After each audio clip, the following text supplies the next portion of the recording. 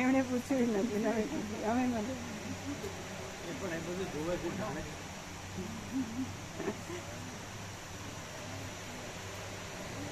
કેમ બધા બધું જોવે છે ને બધું જાણે છે ને શું?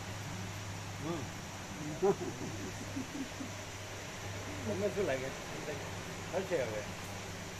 ના પ્રભુ, એવું બિલકુલ જેમ જે દેખાય કરું. ના, એવું નહીં. બધું એક જ છે ને? કેમ એવું કેમ? બધું એક જ છે તો એક જ છે, પ્રકાશ એક જ છે, બસ. બીજું ક્યાં છે? બીજો કોઈ હોય ને એને બીજું દેખાતું હોય એવું ક્યાં છે? બધો આખો એક જ પ્રકાશ સમાન. બધો આખો સમાન. હા, એક જ પ્રકાશ. હા.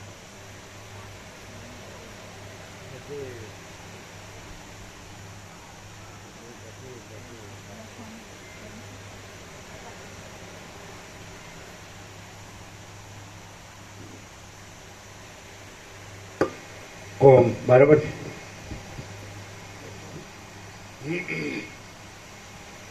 આને કઈ કરવાથી તો હું ફેર ન પડે ને? આ કરે નહીં ને? પરમ ચિદાકાશ, પરમ જ્યોતિ, અખંડ જ્યોતિ, અનંત પૂર્ણ, પરમ ચિદાકાશ, परम शांति, स्वयं सिद्ध, स्वयं प्रकाश, स्वयं पूर्ण, स्वस्वरूप, यही सब कुछ है, इसके सिवा कुछ नहीं है। शून्यभास, अनंत कोटि, महाकल्पो है ही नहीं। वशिष्ठ राम मुमुक्षु प्रकरण राउंड 39 राउंड। હવે મુમુક્ષુ ને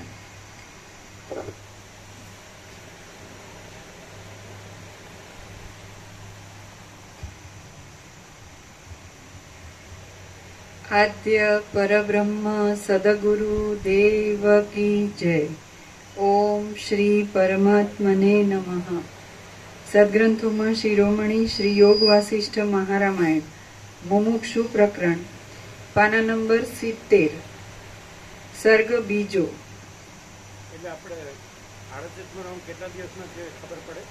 हाँ, 12મી સપ્ટેમ્બરે શરૂ થયો તો અને 14 મે પૂરો થયો, એટલે સપ્ટેમ્બર, ઓક્ટોબર, નવેમ્બર, ડિસેમ્બર, જાન્યુઆરી, ફેબ્રુઆરી, માર્ચ, એપ્રિલ, મે એટલે શાંતિ કરે.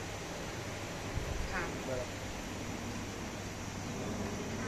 સર્ગ બીજો, રામને ઉપદેશ આપવાનો વશિષ્ઠને ઉપદેશ। આ બીજા સર્ગમાં રામને ઉપદેશ આપવા સારું વિશ્વામિત્રે પ્રાર્થના કરવાથી વશિષ્ઠને તે વિશે ઉત્સાહ થવાની કથા કહેવાશે। વિશ્વામિત્ર બોલ્યા, હે રામ, જેમ એ શુકદેવજીને માત્ર અવિશ્વાસ રૂપી મળને દૂર કરવા જેટલો જ ઉપયોગ હતો, તેમ તમારે પણ તેટલો જ ઉપયોગ છે। અવિશ્વાસ રૂપીની નીચે ટાંચ છે. અવિશ્વાસ સત્યને સત્ય રૂપે પ્રતીત થવા દેતો નથી, માટે મુમુક્ષુએ એ અવિશ્વાસને સુદૃઢ વિશ્વાસ વડે દૂર કરવો જોઈએ. વિશ્વામિત્ર બોલ્યા, હે રામ, જેમ એ શુકદેવજીને માત્ર અવિશ્વાસ રૂપી મળને દૂર કરવા જેટલો જ ઉપયોગ હતો, તેમ તમારે પણ તેટલો જ ઉપયોગ છે. હે મુનીશ્વરો, જે જાણવાનું છે તેને રામ પરિપૂર્ણ રીતે જાણી ચૂક્યા છે, કારણ કે આ ઉત્તમ બુદ્ધિવાળા રામને રોગોની પેઠે ભોગો પણ ગમતા નથી. કોઈ પણ ભોગ ગમે નહીં, એ જ મનમાં જ્ઞેય વસ્તુ જણાયાનું ચિહ્ન છે. જગતમાં અજ્ઞાનથી થયેલો બંધ ભોગોની ભાવનાથી દ્રઢ થાય છે, અને ભોગોની ભાવના શાંત થવાથી તે શિથિલ થઈ જાય છે. હે રામ, વાસનાઓના નિર્મૂળપણાને પંડિતો મોક્ષ કહે છે, અને પદાર્થોની વાસનાઓના દ્રઢપણાને તેઓ બંધ કહે છે. હે મુનિ, માણસોને પોતાના સ્વરૂપનું ઉપર ચોટ્યું જ્ઞાન તો થોડા પરિશ્રમથી પણ થાય છે, પરંતુ વૈરાગ્ય તો ઘણા પરિશ્રમથી જ થાય છે. જેણે પોતાના સ્વરૂપને યથાર્થ રીતે જાણ્યું હોય તે જ પંડિત કહેવાય છે. તે જ જાણવા યોગ્ય વસ્તુને જાણી ચૂકેલો કહેવાય છે, અને તેને જ અવિદ્યાના ઉચ્છેદરૂપ ફળ મળે છે. વિષય ભોગો એ મહાત્મા પુરુષને બળાત્કારે રુચિ કરાવતા નથી. પૃથ્વીમાં યશ આદિની ઈચ્છારૂપ કારણો વિના જ જેને ભોગો ઉપર અરુચિ થાય છે તે જીવનમુક્ત કહેવાય છે. પૃથ્વીમાં યશ આદિની ઈચ્છારૂપ કારણો વિના જ જેને ભોગો ઉપર અરુચિ થાય છે તે જીવનમુક્ત કહેવાય છે. પરમ તત્વને જાણવામાં જેટલી જેટલી ન્યૂનતા હોય છે તેટલી તેટલી વૈરાગ્યની ન્યૂનતા રહે છે. આમ પરમ તત્વને જાણ્યું ન હોય તો જેમ મરુભૂમિમાં લતા થતી નથી, તેમ ચિત્તમાં વૈરાગ્ય ઉત્પન્ન થતો નથી. રામને રમણીય વિષયોમાં પણ આસક્તિ થતી નથી, તેથી એમને પરમ તત્વ જાણી ચૂકેલા સમજવા જોઈએ. હે મુનીશ્વરો, પોતે પોતાના મનમાં જે જાણે છે તે જ સદવસ્તુ છે, એમ જો મહાત્માના મુખથી રામ સાંભળશે તો તેમના ચિત્તને અવશ્ય શાંતિ મળશે જ. હે મુનીશ્વરો, પોતે પોતાના મનમાં જે જાણે છે તે જ સદવસ્તુ છે, એમ જો મહાત્માના મુખથી રામ સાંભળશે તો તેમના ચિત્તને અવશ્ય શાંતિ મળશે જ. જેમ શરદ ઋતુની શોભા કેવળ આકાશના નિર્મળપણાની જ અપેક્ષા રાખે છે, તેમ રામની બુદ્ધિ દ્વૈતનો નાશ કરીને કેવળ ચૈતન્ય રૂપે રહેવાની જ અપેક્ષા કરે છે. જેમ શરદ ઋતુની શોભા મહાત્મા પરમ સત્ય કે પરમ તત્વ આપતા નથી, એ તો પોતે જ અનુભવે છે. પણ માત્ર એમાં થોડો એમ શંકા રહે, અવિશ્વાસ રહે, તો મહાત્માથી એ અવિશ્વાસ દૂર થાય છે કે તમે જે જાણો છો અથવા અનુભવો છો અથવા રહ્યા છો એ બરાબર છે. એ તો પોતે જ છે. અમે પોતે જ પરમ ચિદાકાશ પરમ જ્યોતિ જ્યોતિ છીએ, પણ એ છે કે કેમ એવો અવિશ્વાસ હોય, એ સાચું છે કે કેમ, તો વસિષ્ઠ કહે કે ના એ સાચું જ છે, બસ એટલું જ. એટલે અવિશ્વાસ દૂર થાય. પણ કંઈ વસિષ્ઠ કંઈ પરમ ચિદાકાશ પરમ જ્યોતિ અખંડ જ્યોતિ કરતા નથી કે આપતા નથી. ખ્યાલ આવે? અમે પોતે જ પરમ ચિદાકાશ પરમ જ્યોતિ અખંડ જ્યોતિ છીએ, તો છીએ કે નહીં એમ અમને એવો અવિશ્વાસ હોય, તો વસિષ્ઠ કે ના છો જ. એટલે વસિષ્ઠ પરમ સત્ય કે પરમ તત્વ કે પરમ ચિદાકાશ પરમ જ્યોતિ અખંડ જ્યોતિ કરતા નથી કે આપતા નથી.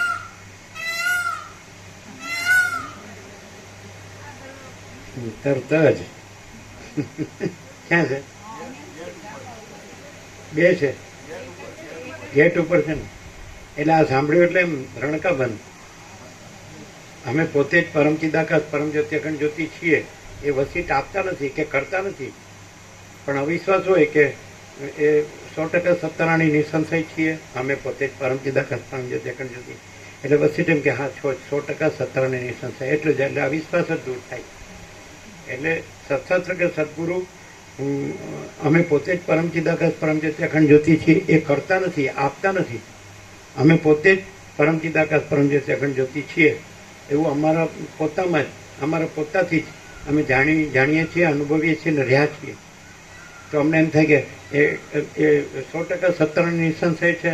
અમે પોતે જ પરમ ચિદાકાશ પરમ જ્યોતિ અખંડ જ્યોતિ છીએ. એટલે વસિષ્ઠ અને સત્શાસ્ત્ર, યોગ વસિષ્ઠ ને વસિષ્ઠ એમ કે, ઉપનિષદ ને ગીતા એમ કે, રામાયણ ભાગવત મહાભારત જે બધું સત્શાસ્ત્ર ને સત્પુરુષો એમ કે હા તમે પોતે જ પરમ ચિદાકાશ પરમ જ્યોતિ અખંડ જ્યોતિ છો, 100% સત્તાની નિસંશય. એ આપતા નથી કે કરતા નથી. પણ એ કોણ અનુભવે એ પણ કીધું કે જન્મમાં પૂર્ણ વૈરાગ્ય હોય, જન્મમાં ભોગવાસના ન હોય, તો એ જે અનુભવીને રહે. જેમ કે સુખદેવ એ દ્રષ્ટાંત આપી દીધું સવારે કે સુખદેવમાં બીજું કાંઈ હતું જ નહીં, એમ રામમાં બીજું કાંઈ નથી. માટે એ પોતે રહ્યા છે, પોતે જે છે એવું તો એ જાણે જ છે, અનુભવે જ છે. પણ માત્ર એમાં એને જે અવિશ્વાસ હોય તો એ વસિષ્ઠથી દૂર થાય છે કે એમાં એ તમે પોતે જ છો, પરમ ચિદાકાશ પરમ જ્યોતિ અખંડ જ્યોતિ. એ તમારો અવિશ્વાસ કાંઈ નથી. એમ જે દર્પણ પહોંચવાનું કીધું એ આટલું જ કે પોતે જ છે અને એમાં અવિશ્વાસ જેવું હોય કે એ છું જ ને, હું છું જ ને, તો કે હા છો જ. બરાબર છે. એટલે સત્શાસ્ત્ર સદગુરુ પરમ ચિદાકાશ પરમ જ્યોતિ અખંડ જ્યોતિ કરતા નથી કે આપતા નથી કે અવિદ્યા ભ્રાંતિનો નાશય કરતા નથી. સમજાય? આ હું ને જગતને આ છે જ અને ભ્રાંતિ છે જ નહીં. તો અમે પોતે જ પરમ ચિદાકાશ પરમ જ્યોતિ અખંડ જ્યોતિ છીએ, તો એ 100% સત્તાની નિસંશય છીએ. સમજાય કે નહીં? તો અનંતપૂર્ણ નિરપેક્ષ, અમે પોતે જ પરમ ચિદાકાશ અનંતપૂર્ણ નિરપેક્ષ જ છીએ. અમે પોતે જ અનંત સંપૂર્ણ અપરિગી નિર્ણાત નિરપેક્ષ છીએ. તો એ કંઈ વસિત કરતા નથી. હું જ્યારે હું સાથે નથી હોતો એટલે અનંત પૂર્ણ નિરપેક્ષ જ છે. બરાબર છે. એટલે કોઈ વ્યક્તિ માણસ સાથે નથી હોતો કે કોઈ પણ મૂળવી શકાય એવી વસ્તુ સાથે નથી હોતો અથવા કોઈ શબ્દ બ્રહ્મ સાથે નથી હોતો, ત્યારે અનંતપૂર્ણ નિરપેક્ષ જ છે. હું જ્યારે હું સાથે નથી હોતો એટલે એકદમ ઓરિજિનાલિટી છે. હું જ્યારે હું સાથે નથી હોતો એટલે વસિષ્ઠના પ્રમાણની જરૂર નહીં.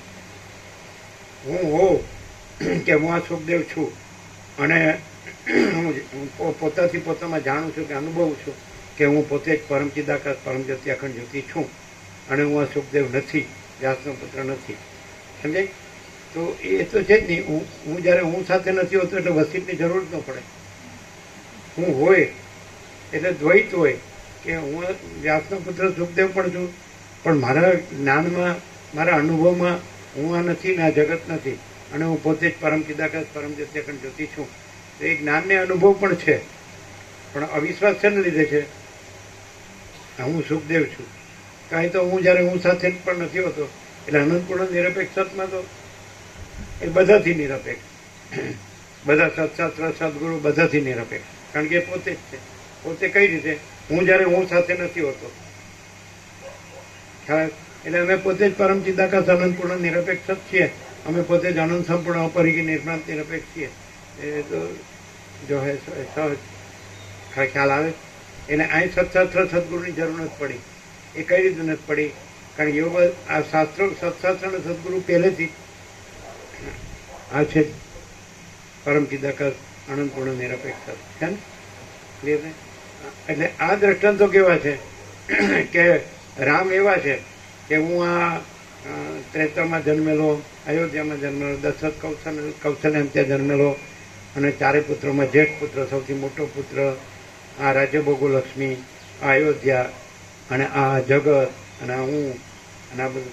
તો આવો જે સામાન્ય જે ભાસ, ભ્રમનો ભાસ, ભ્રમ નથી ભાસ, પણ અંદર તો એમ છે કે આ હું નથી ને આ બધું નથી અને અમે પોતે જ પરમ ચિદાકાશ પરમ જ્યોતિ અખંડ જ્યોતિ છીએ.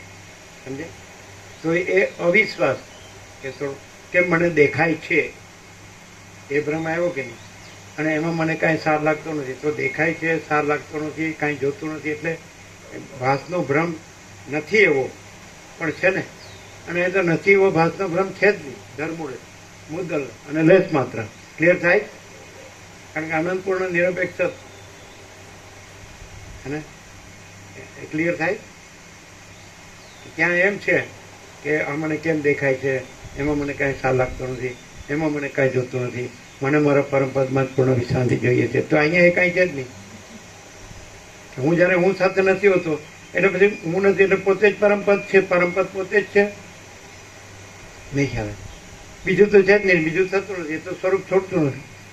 એટલે પહેલેથી ઇન્નેટ જ કે હું જ્યારે હું સાથે નથી હોતો, હું કોઈ માણસ સાથે નથી હોતો, મૂળવી શકાય એવી કોઈ વસ્તુ સાથે નથી હોતો, શબ્દ બ્રહ્મ સાથે. શબ્દ બ્રહ્મ સાથેનું એટલે આ તો કશું હોય જ નહીં.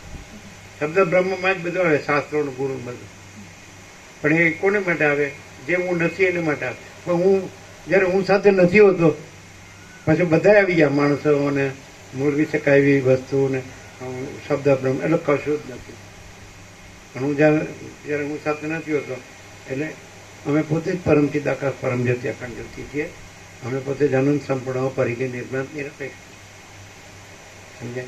બોલો હવે વાત ક્લિયર થાય? એટલે અવિશ્વાસ શબ્દ લાવ્યા. હવે અવિશ્વાસ સાચો નથી, ભ્રાંતિ જ છે. કેમ કે પોતે જ છે પરમપદ પૂર્ણ વિશ્રાંતિ, પરમ ચિદાકાશ પરમ પદ પૂર્ણ વિશ્રાંતિ પોતે જ છે. પોતે રામ નથી અને જગત નથી. તો પછી શાસ્ત્ર ગુરુની અપેક્ષા નથી. પણ એ અવિશ્વાસ છે કે હું છું એ તો બરાબર છે ને, એ 100% સત્તરની સંખ્યા. તો પછી વસિષ્ઠથી સાંભળે, સત્શાસ્ત્ર સત્પુરુષથી સદગુરુથી સાંભળે ત્યાં તમે પોતે જ પરમ ચિદાકાશ પરમ જ્યોતિ અખંડ જ્યોતિ છો. એમાં કાંઈ જોવા જેવું નથી, વિચારવા જેવું નથી, એટલે અવિશ્વાસ કરવા જેવું નથી. ક્લિયર થાય? એટલે અરીસો પહોંચવા જેવું. પણ આમાં તો અરીસોય નથી ને પહોંચવાનું નથી. અમે પોતે જ પરમ ચિદાકાશ પરમ જ્યોતિ અખંડ જ્યોતિ. ક્લિયર થાય? એટલે આ તમે વારંવાર જો વસિષ્ઠ પ્રકાશથી સરળ શ્રવણના અખંડ પૂર્ણ તત્વો સાંભળો, અખંડ સાંભળો, કોઈ અક્ષર રહી ન જાય, કોઈ પ્રકાશ રહી ન જાય, કોઈ શબ્દ રહી ન જાય, કોઈ વાક્ય રહી ન જાય, કોઈ ફકરો પેરેગ્રાફ રહી ન જાય, કોઈ સર્ગ રહી ન જાય, કોઈ પ્રકરણ રહી ન જાય, અને આખું યોગ વસિષ્ઠ રહી ન જાય, આખા વસિષ્ઠ પ્રકાશ રહી ન જાય. તો પોતે જ પોતે પોતે છે પોતે જ છે પોતે જ છે. એટલે એ કંઈ યોગ વસિષ્ઠ કે વસિષ્ઠ પોતાને પોતે જે પરમચિદાકાશ પરમ જ્યોતિ અખંડ જ્યોતિ છે એ આપતા નથી, કરતા નથી, પોતે જ છે. પણ એને શું થાય કે જે ભ્રમ છે ને કે હું આ જન્મ્યો છું, હું આ દેહ છું, પુરુષ છું કે સ્ત્રી છું, હજી ફેમિલી છે કે હજી બધું ઘર ને ધન ને પ્રોપર્ટી ને આ બધા અમારું ભણતર ગણતર ને પછી અમારું કુળ કુટુંબ જ્ઞાતિ સમાજ જે દુનિયાને આ બધું આ જગત ને ભેદાભેદ ને બડા છોટા બડા બુરા ને તો આ ભ્રમ છે. તો એ નથી એટલું એ શાસ્ત્ર કરી દે. અને પછી તમે પોતે જ છો એમ કહી દે. એ તો પોતે તો છે જ, પણ એ જ્યાં સુધી આ ભ્રમ છે ને આમાં વાસના છે ત્યાં સુધી અનુભવ હતું.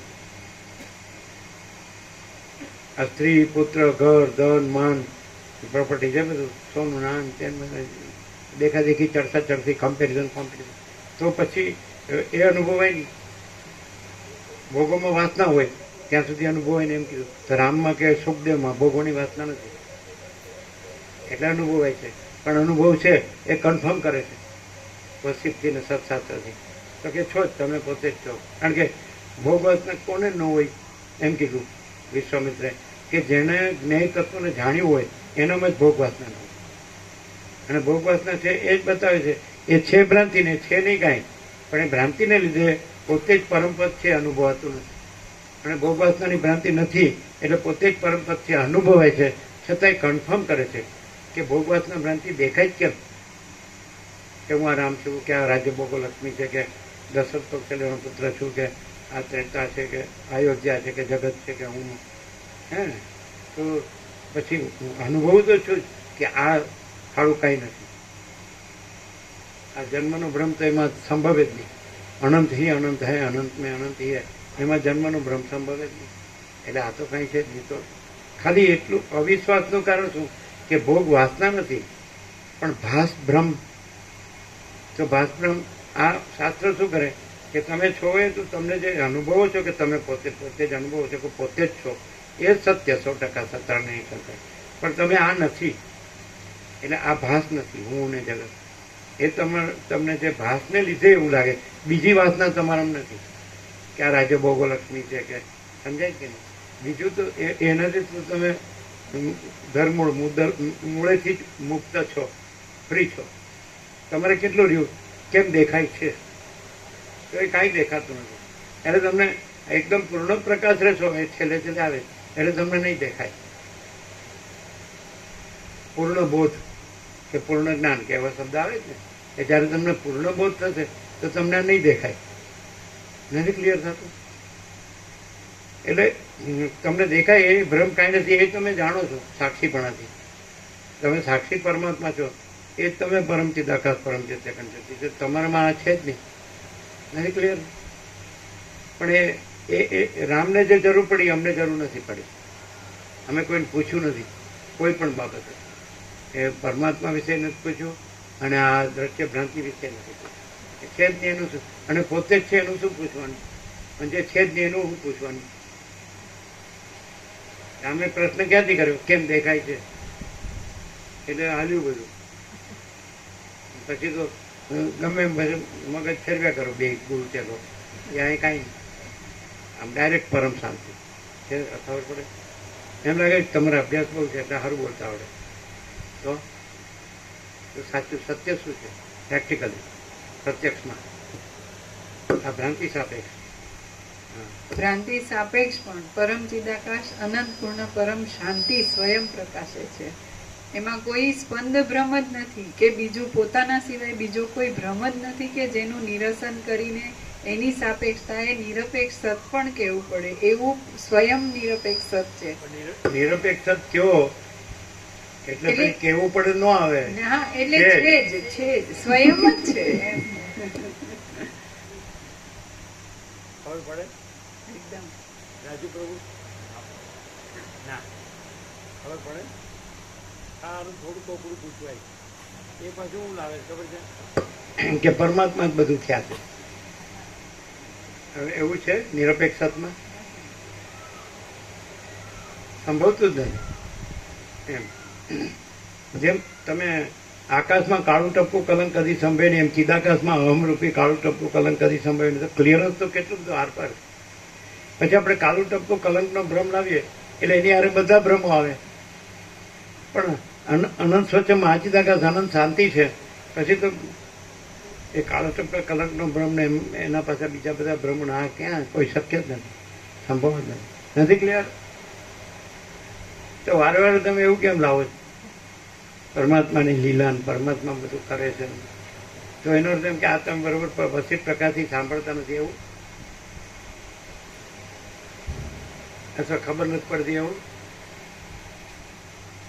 એને કીર્તિ પ્રભુ બે ગોઠવ્યા જ કરે છે પરમાત્માની લીલા એટલે પછી લીલા પીળા દેખાય. કેવળ અનંત ચૈતન્ય પ્રકાશ પરમાત્મા છે, તેમાં બીજું છે જ નહીં, બીજું થતું જ નથી. એ સ્વરૂપ છોડતા નથી. આકાશ છે, અનંત સ્વચ્છ આકાશ છે, તો અનંત સ્વચ્છ આકાશ છે, સાચું ઇન્ડેટ છે. એ સ્વરૂપ છોડતું જ નથી, એમાં બીજું થતું જ નથી. એમાં જન્મનો ભ્રમ છે જ નહીં. એટલે તમે કાંઈ લાવો તો જન્મનો ભ્રમ લાવો છો, એ તો સંભવતો જ નથી. એ તો અજરામર અખંડ અવિનાશી છે તુર્યાતી. અને એટલે આમાં ન સમજાય એવું છે કાંઈ?